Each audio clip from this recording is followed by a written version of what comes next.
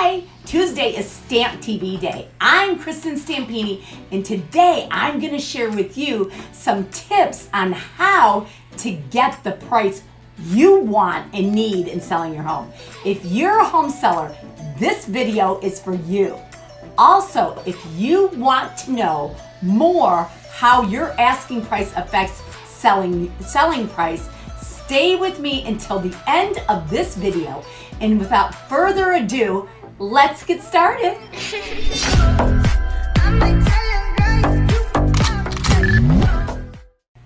When you decide to sell your home, setting your asking price is one of the most important decisions you'll ever make. And depending on how a buyer finds your home, price is often the first thing he or she sees, and many homes are discarded by prospective buyers as not being in the appropriate price range before these homes are given a chance to even be shown. Your asking price is often your home's first impression, and if you want to realize the most money you can from your home sale, it is imperative that you make a good first impression. And because this is not as easy as it sounds, your pricing strategy should not be taken lightly. Pricing too high can be as costly to a home seller as pricing too low. Taking a look at what your home in your neighborhood has sold for is only a small part of the entire process. And this on its own is not nearly enough to help you make the best decision when selling your home. This report that we prepared for you will help you understand some important factors about pricing strategy to help you not only sell your home, but sell it for the price that you want. Pricing strategy starts with good information. Before you can begin to know what your home is worth, you should do some research, bearing in mind the following. An analysis of what homes recently sold for in your neighborhood is not enough to help you properly price your home. You need much more than that. A quick scan up and down the street at the prices of the homes that actually have recently sold will give you a starting point. However, this is not nearly enough for you to base your entire pricing strategy on. It is the most important for you to understand how buyers look for a home and what they do, and think about how you conducted your house hunting search to find the home you're in now. Thinking of selling, you most likely did not confine your search to a single neighborhood, but perhaps different neighborhoods or towns in order to find the home that best matched what your needs and desires were at that time.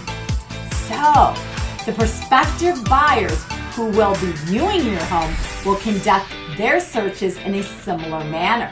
That means they will be comparing your home to, for example, brand new development homes, century homes, 10 to 20-year-old homes, etc.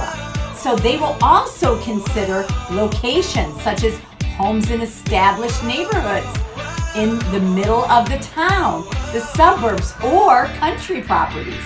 You know, each home will have a different look and feel, and it's quite possible that a prospective buyer might consider all these variables in the search for their perfect home.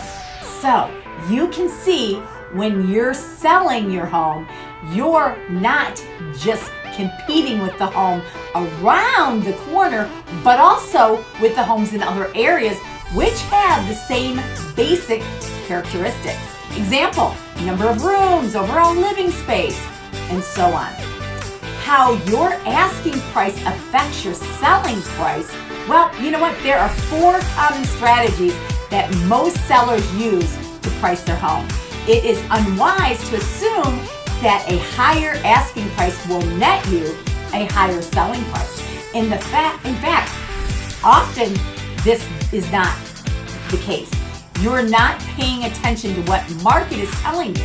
So you need to make sure that bear this research in mind when you set your asking price. Okay, number one, clearly overpriced. Every seller wants to realize the most amount of money they want to get for their home, and real estate agents know this as well. So if more than one agent is competing with your listing, an easy way to win the battle is to overinflate the value of your home, which so many agents will do. This is done far too often with many homes that are priced 10 to 20% or higher over their true market value and over what the buyer is actually going to pay. This is not in your best interest, okay? Actually, because in most cases, the market won't be fooled. As a result, your home could basically sit on the market for months and months and sell for much less than you even wanted, leaving you with a couple of important drawbacks. Your home is likely to be labeled as a troubled home, something wrong with it, housed by other agents, leading to a lower price and fair market value.